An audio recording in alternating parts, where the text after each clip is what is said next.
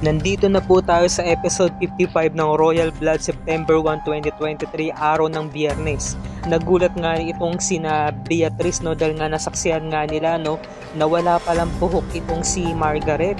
At nagulantang din yung mga katulong, pati yung hardinero. Dahil big revelation talaga ito na meron pala siyang tinatagong sakit. At umiiyak itong si Margaret, no, napapahiya siya. Nakikiusap siya kay Andrew na sabi niya, please, takluban mo ko ng wig. Hanggang sa dumating na nga sinapoy pa ang tumulong. Nag-comfort pa siya. Ngayon sumunod na rin tong sina Diana saka si Christoph. Tinatawanan pa siya ni Christoph ng asar pa. Sabi naman ni Christoph, o ano nangyari sa buhok mo, Margaret? Kaya ka ba iniwan ni Andrew dahil kalbo ka? Sinigawan siya ni Napoy, no, hoy, sabi niya. No? Tapos inawat din siya ni Diana kasi nga ang sama ng ugali nito ni Christoph, ng asar pa. At talagang napapahiya na nga itong si Margaret, wala na nga siya mukhang maiharap, kaya tumakbo na ito ng mabilis. Ngayon, kinomfort din siya ni Diana, naunawaan siya ni Diana, no, nakaramdam siya ng awa. Gustong gusto ko itong eksena to, kaya sumunod itong si Diana sa Sinapoy at binigyan niya ng babala si na Beatrice sa si Christoph na wag nang sumunod. Samantalang itong si Louie, umuwi na ng bahay kagagaling ng school, tinatawagan niya Mama Margaret niya, hindi niya makita. Hanggang sa nadatnan niya itong si Anne, sabi naman ni Anne, nasa gazebo, ipinamimigay yung mga gamit ng papa niya. So nagulat si Anne, si Louie. Sabi niya, ha? Sabi naman ni Anne, no, sensya na sir, puro problema na lamang binabalita ko. Sabi naman ni Louie, okay lang, lagi mo naman akong kinocomfort okay na sa akin yun. Pasalamat ko na yun sa'yo. Sakto naman na tumatakbo itong si Margaret papunta sa dinadaanan nga nito ni Anne sa ni Louie. Nakita niya yung stepson niya, makikita siya. Ayaw niya makita siya ng ganun ang itsura niya, kaya bigla na siyang umatras hanggang sa nakita na nga siya ni Louie. Hanggang sa nadapa itong si Margaret at naabutan na nga siya ni Louie. Sabi naman ni Margaret, nakikiusap siya, please son, huwag mo kong titigan ng ganito. Tumingin ka sa likod mo. Bumalik ka na doon, sige na, huwag mo kong titigan. Biglang dumating itong si Andrew saka si Napoy. Ayun pala, alam pala ni Andrew yung kondisyon ni Margaret. Bakit pa siya nagloko, diba? Alam pala niya, may ilang buwan na raw siyang na-diagnose at nagpapacheck up sa doktor. So, inalam kasi ni Napoy kung ano ba yung kondisyon niya. So, pinagtapat ni Margaret, meron siyang alopecia. At nagulat itong si Louie, sabi niya, kaya pala meron kang katext na si Sebastian, siya pala yung doktor mo. Samantalang itong si Beatrice tahimik, no, at nakaupo. Kinakausap siya ng Kuya Christoph niya, sabi niya, come on B, magpakatotoo ka, sabihin mo ng totoo. Alam ko natutuwa ka sa mga nangyari dahil sa wakas nakaganti ka na rin kay Margaret. Di ba yan naman talaga gusto mo? Tayo na lang dalawa nandito, sabihin mo na. Sabi naman ni Beatrice, no, alam mo, lahat na ng tao dito nag-improve na, nagbago na, pero ikaw na lang hindi, na pag-iiwanan ka. O sabi naman ni Christoph, no, alam mo, ikaw ang pinaka-black sheep sa pamilyang to, kaya hindi kita mapapalitan. Diba? Pinagtapat talaga ni Christoph yun, talagang inano niya, dinerecho niya na tong si Beatrice. Ito naman si Beatrice, lalo siya nasaktan. Umiiyak na yung puso niya, pero kulang na lang lumuha siya. Samantalang itong si Margaret, napapahiya daw siya sa mga tao. Iisipin daw niya, pag-uusapan siya ng mga patulong sa buong Royales. Diba? Sabi naman ni Napoy, Margaret, ikaw lang nag-iisip ng ganyan. Hindi, Napoy. At napahiya ako sa lahat. Alam na nila kung ano ang kondisyon ko. Kaya pwede ba iwan nyo ako? Umalis na kayo. So sabi naman ni Andrew, no, iuwi na kitahan. Inuwi na nila.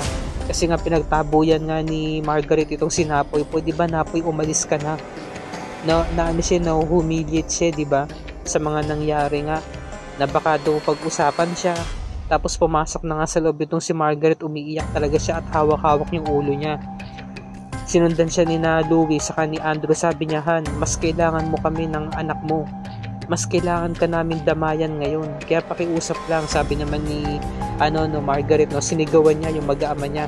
Just leave me alone. Gusto ko mapag-isa. Iwan niyo ako, hindi ko kayo kailangan.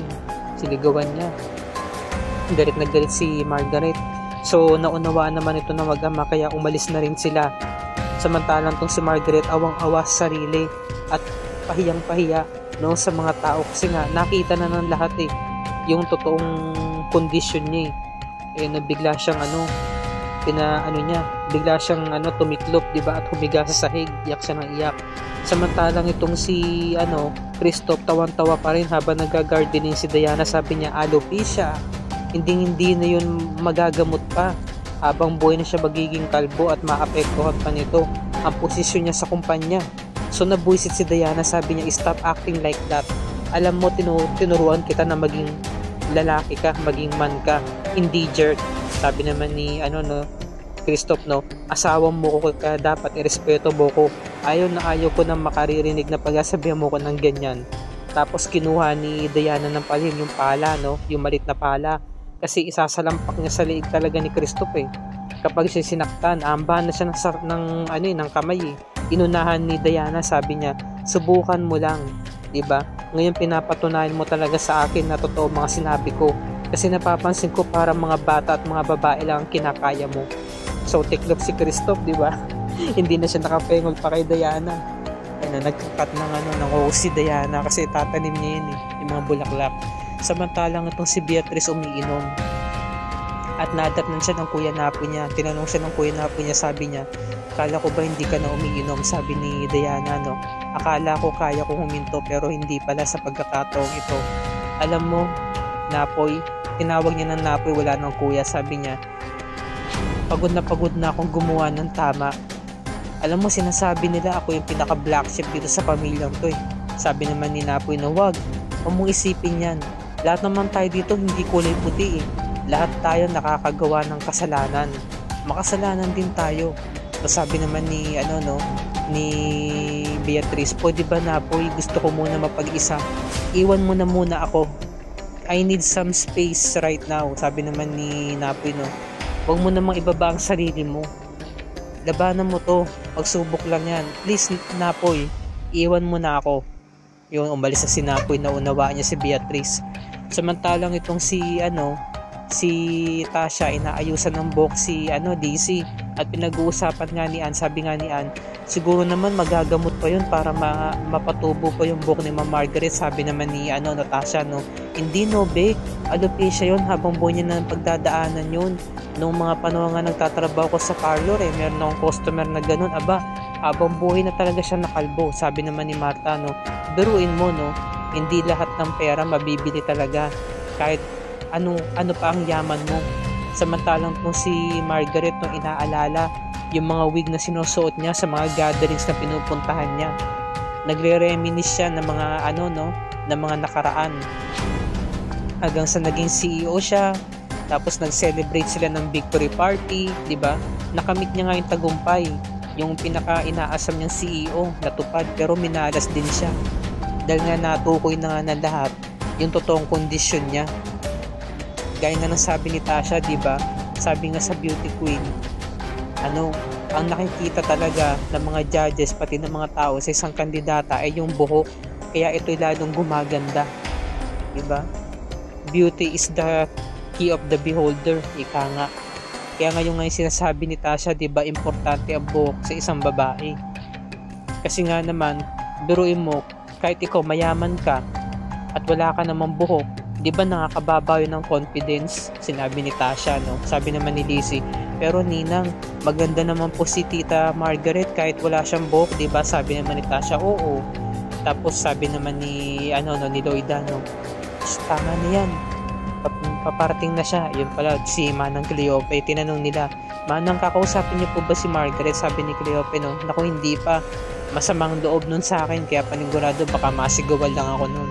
Ito namang si Margaret nagwala, binagsak niya yung wig at pinapaktapakan niya to kasi hindi niya na nga susuotin. Puro depression saka self-pity yung nararamdaman nito ni Margaret. Awang-awa talaga sa sarili niya, parang wala na siyang mukhang maiharap pa. Tapos kinuha niya tong isang wig na nagustuhan niya. Ito yung susuotin niya. Napapatawa na lang siya mag-isa, baka mabaliw na siya, nakakaawa naman. Sinukat niya sa harapan ng salamin. Sinukat niya. Nagustuhan niya yung wig. Samantalang tong si Beatrice, pinuntahan ang bahay ni Margaret, hinahanap siya. Margaret, asan ka? Lasing na si B. Meron siyang dalang wine. Ay, nagdala ako ng wine. Tara, kausapin mo ko. Ganun-ganun na lang. Hindi ka magpapakita, napaka-boring mo, Margaret. Harapin mo kung nasan ka, hinahanap niya. Tapos nakita ni Margaret yung isang ipit. Ayan no, ang talas ng ipit na yun. Pwedeng makapatay talaga. May nabigla siyang ngumiti habang siya nakaharap sa salamin. Hinahanap siya ni Beatrice. Papunta na si Beatrice sa kwarto niya. Kaya uunahan niya na si Beatrice bago pa siya makita kasi nga may binabalak itong si Margaret. So hanggang sa nakapasok na nga ng kwarto ni Margaret itong si Beatrice, nakita niya meron nakabukas na Biblia at meron itong nakatapat ito sa may Psalms chapter 23. Ito yung mga bersikulo. Binasa ni Beatrice. So nakatunog na siya na baka merong masamang nangyari kay Margaret, di ba? So tingin ko nagdasal muna itong si Margaret bago niya gawin yung binabalak niya sa sarili niya. Nagbasa muna siya ng Bible verses hanggang sa nakapasok na nga itong si Beatrice sa banyo, sa may shower room. Dahan-dahan siya naglalakad, nagmamasid. Sobrang tahimik eh. Walang sound. Pwera lang dun sa nakabukas na gripo. May nakabukas na gripo at punong-puno na yung yung lababo hanggang sa tumatagas na nga yung tubig sa may sahig. Tapos nakita nyo yung ipit, may dugo, no? So ibig sabihin nag-suicide itong si Margaret. Diba tinapos niya ang buhay niya. Naglaslas. Kaya nataranta tong si Beatrice. Sigaw siya ng sigaw, Margaret, no, Margaret, bumangon ka dyan. So dito na po nagtatapos sa review and recap natin para sa gabing to mga kapuso. Sa Lunes, pakatutukan natin, grabe, sobra na namang revelation dahil natukoy nila na ni isa sa kanilang magkakapatid ay hindi nagmatch ng dugo kay Margaret dahil kinakailangan niya masalinan ng dugo. At napatunayan nila ni na Christoph, Napoy at ni Beatrice na hindi pala Royales itong si Margaret. So it means baka ang ending nito mga kapuso, ito konting spoiler lang baka si Christoph or either Napoy ang maging CEO and President ng Royal Motors sa bandang huli. Kasi nga hindi talaga Royales itong si Margaret. At nagpresenta itong si Cleope na siya mismo ang magdodonate ng dugo dahil pare silang type B, no, ni Margaret. At tuwang-tuwa naman yung doktor dahil nga sabi, kayo po ba ang ina ng pasyente? Alam nyo, napakaswerte niya sa inyo hanggang sa hindi na nga nagsalita itong si Cleope.